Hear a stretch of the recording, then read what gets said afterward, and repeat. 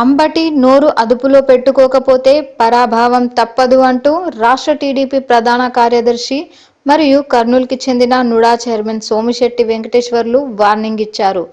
ఒక ముఖ్యమంత్రిని ఉద్దేశించి అంబటి రాంబాబు చేసిన వ్యాఖ్యలను ఆయన తీవ్రంగా ఖండించారు. అంబటి రాంబాబు ఎమ్మెల్యేగా, మంత్రిగా చేసిన సీనియర్ నాయకుడని, అలాంటి వ్యక్తి సాక్షాత్తు ముఖ్యమంత్రిని బండబూతులు తిడితే రాష్ట్ర ప్రజలకు ఏమి సందేశం ఇస్తున్నారని కూడా ఆయన సూటిగా ప్రశ్నించారు.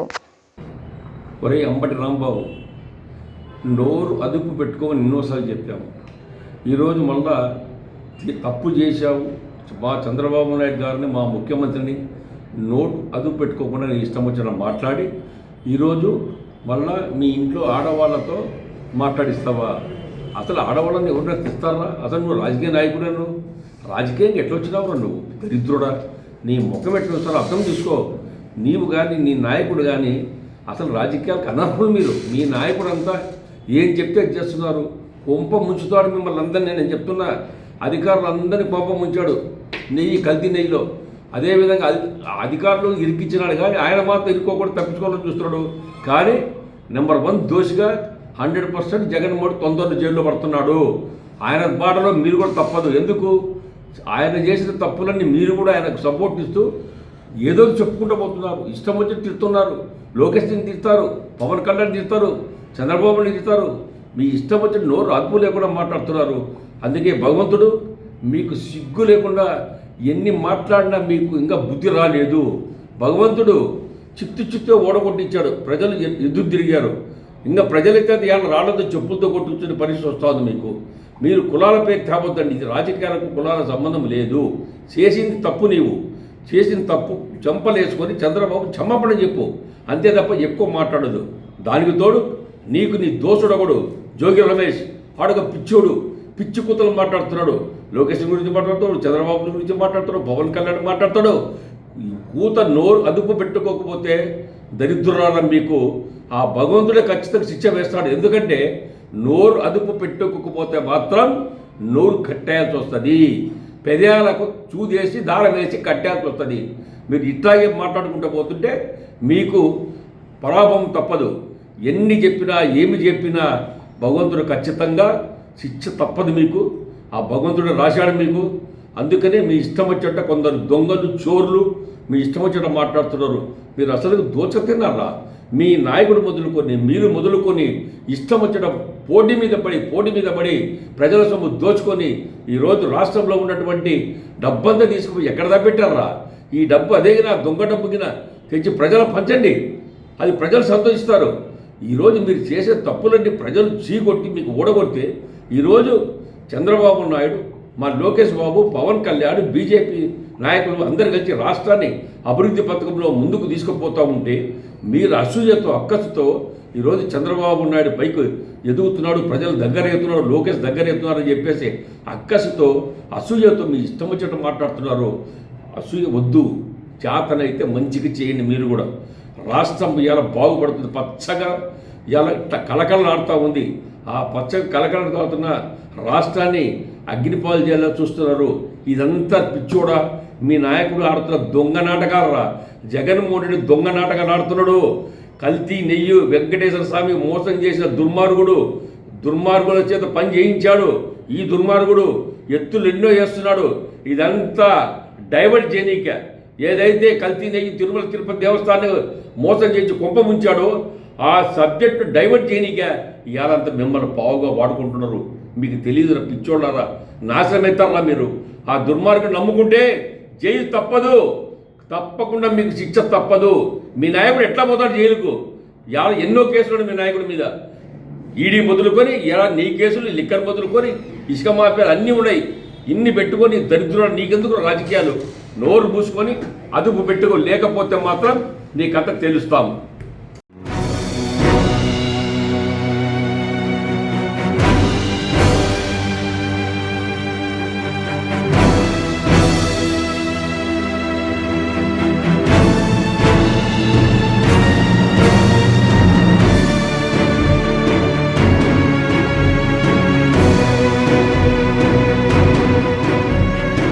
తెలంగాణ రాష్ట్రాన్ని తేవడమే కాకుండా అన్ని పార్టీలతోటి జై తెలంగాణ అనిపించినందుకు మాజీ ముఖ్యమంత్రి కేసీఆర్ని మెచ్చుకోవచ్చు. కానీ ప్రజలు నమ్మి అధికారాన్ని అప్పగిస్తే, మంచిగా చేస్తే జాతిపిత అని పేరు సార్థకమయ్యేది అని మహేశ్వరం నియోజకవర్గానికి చెందిన సిరిగిరిపురం సీనియర్ కాంగ్రెస్ నేత ఎడమ మోహన్ రెడ్డి పేర్కొన్నారు. తెలంగాణ తొలి ముఖ్యమంత్రిగా వచ్చిన అవకాశాన్ని నిలబెట్టుకుంటే 30 ఏళ్ల పాటు ముఖ్యమంత్రిగా ఉండేవాడని ఆయన కేసీఆర్ను ఉద్దేశించి చెప్పారు. కానీ ఆ పదవిని అడ్డుపెట్టుకొని జాతిపిత అనే బిరుదును కూడా దక్కించుకోకుండా అక్రమాస్తులు కేసీఆర్ కుటుంబం కూడబెట్టుకుందని ఎడమ మోహన్ రెడ్డి గుర్తు చేశారు. ఇప్పటికైనా అక్రమంగా కూడబెట్టిన ఆస్తులను ప్రజలకు పంచుతానని, యాదగిరి గుట్టకాడ ధర్మం తినాలని ఆయన కేసీఆర్ కుటుంబానికి సూచించారు. అప్పుడు ప్రజలు కూడా నమ్మే అవకాశం ఉందని ఆయన చెప్పారు. తాను చెప్పేవన్నీ అక్షర సత్యాలని, ఆ దిశగా కేసీఆర్ కుటుంబం ఇప్పటికైనా పోయిన మర్యాదలను కాపాడుకోవాలని ఆలోచిస్తే ప్రజలు హర్షిస్తారని ఆయన గుర్తు చేశారు. అంతే తప్ప వాళ్ళదే కరెక్ట్ అనే ఈ పద్ధతిలో ఆ ఘోరంతో ఉంటే మాత్రం ప్రజల దృష్టిలో ఎప్పటికీ జాతిపిత కేసీఆర్ కాలేడు అని మోహన్ రెడ్డి స్పష్టీకరించారు.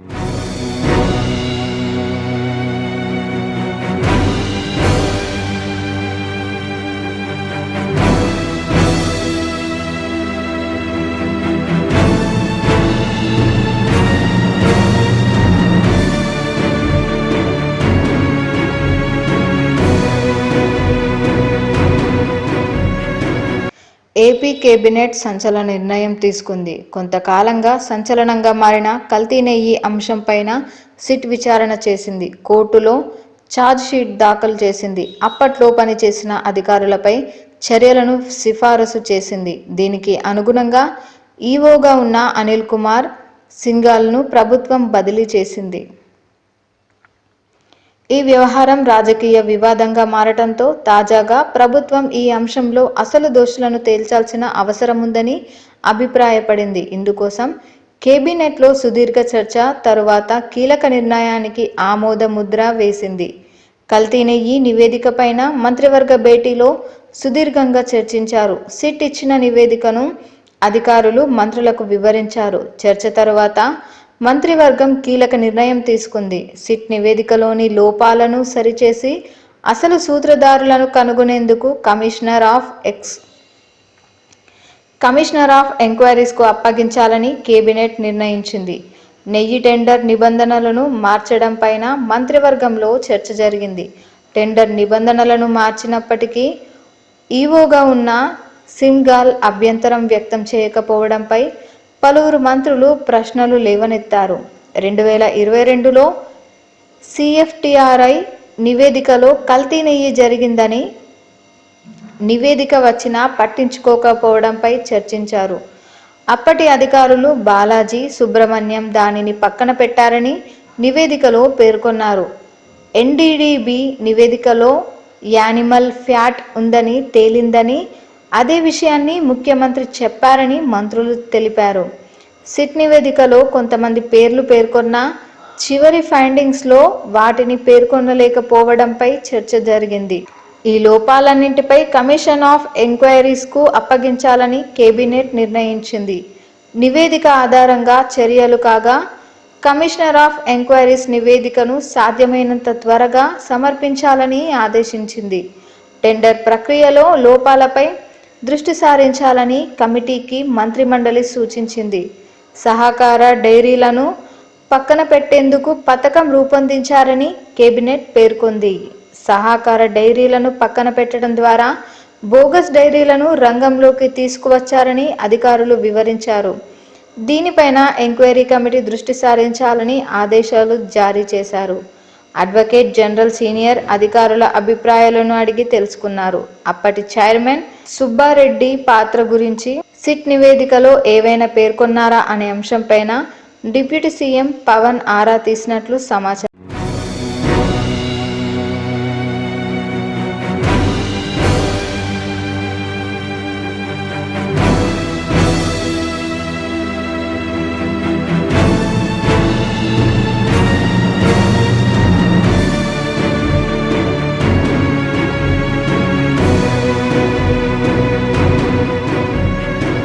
తెలంగాణ రాష్ట్రంలోని రంగారెడ్డి జిల్లా బడంగ్పేట్ మున్సిపల్ కార్పొరేషన్ పరిధిలో ఉన్న నాదర్గుల్లోని మాతృదేవోభవ అనాథల సహస్ర లింగేశ్వర దివ్యక్షేత్రంలో కీర్తిశేషులు దేవరపల్లి ఈశ్వరయ్య గౌడ్ రెండో వర్ధంతి ఘనంగా జరిగింది. ఈ సందర్భంగా పెద్ద ఎత్తున అన్నదాన కార్యక్రమాన్ని నిర్వహించారు.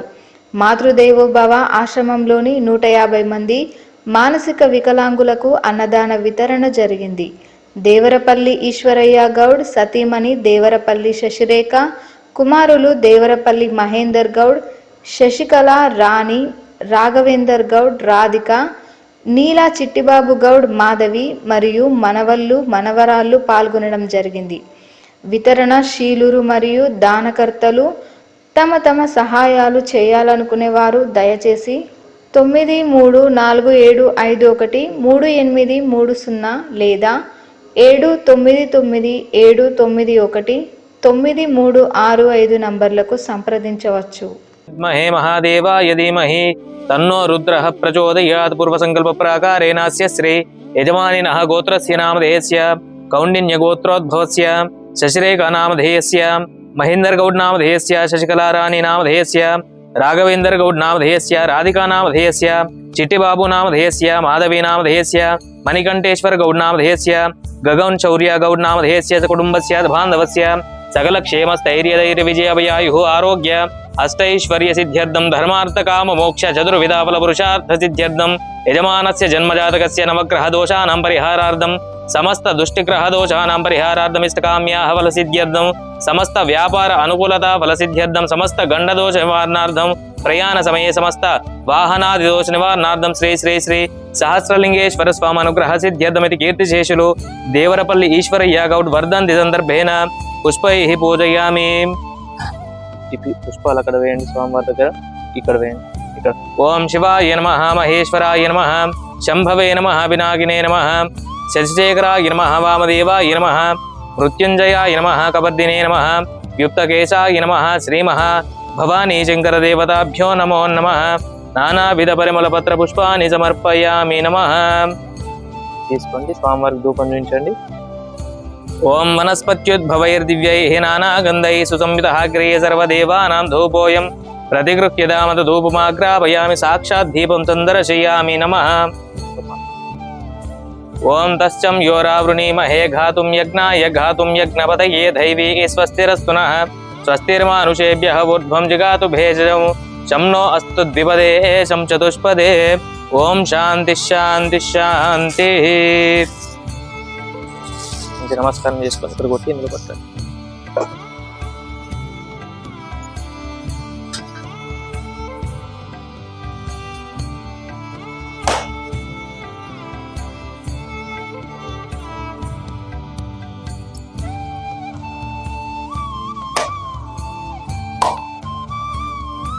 ఓం భూర్భువత్స్వః తత్సవితుర్వరేణ్యం భర్గో దేవస్య ధీమహి ధియో యో నః ప్రచోదయాత్. ఓం ప్రాణాపాన వ్యాన సమాన ఉదానాయ స్వాహ.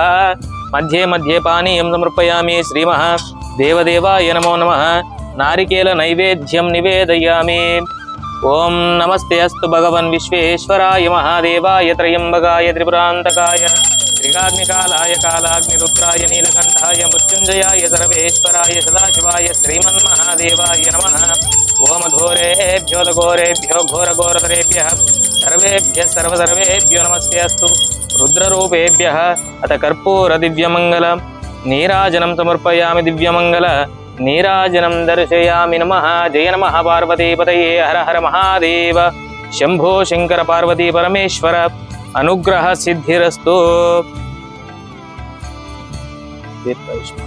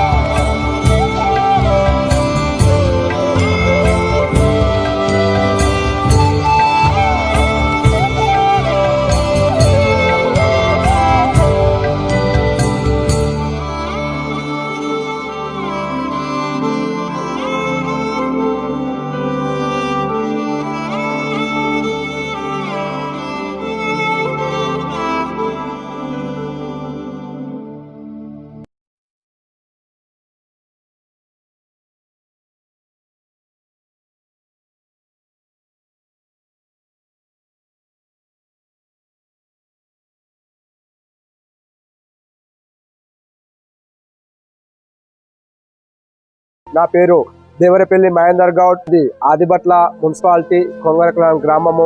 మా నాన్నగారైన దేవరపల్లి ఈశ్వరయ్య గౌడ్ గారి 2వ వర్ధంతి సందర్భంగా ఇక్కడ నాదుర్గుల్లో ఉన్న మాతృదేవోభవ ఆశ్రమానికి రావడం జరిగింది. మొదటి సంవత్సరం వర్ధంతి కూడా ఇదే ఆశ్రమంలో చేయించాను. ఇది 2వ వర్ధంతి. దేవరపల్లి ఈశ్వరయ్య గౌడ్, కొంగరకులం గ్రామము. ఎవరైనా సరే బర్త్డే కానీ, పుట్టినరోజులు కానీ మరియు ఇట్లాగే వర్ధంతులు కానీ చేసుకునే వాళ్ళు ఎవరైనా ఉంటే అనాథాశ్రమాలకు వచ్చి మనకు తోచిన కాడికి సహాయం చేసి ఇట్లు అందరికీ అన్నదానం చేస్తే బాగుంటుందని నా యొక్క అభిప్రాయము. అదేవిధంగా మొదటి వర్ధంతి ఇక్కడే చేశాను కనుక 2వ వర్ధంతి కూడా వచ్చి మా నాన్నగారి పేరు మీద ఇక్కడ అన్నదాన కార్యక్రమం చేయడం జరుగుతుంది. మాతృదేవో భవ ఆశ్రమం నాదుర్గుల యందు ఉన్నది. ఎవరైనా రావాలనుకున్న వాళ్ళు వచ్చి ఇక్కడ ఆశ్రమాలను సందర్శించి మీకు తోచిన కాడికి సహాయం చేసి మరియు ఇక్కడ ఉన్న అనాథలకు మీకు తోచిన కాడికి ఏమైనా ఇవ్వాలని కోరుతున్నానండి.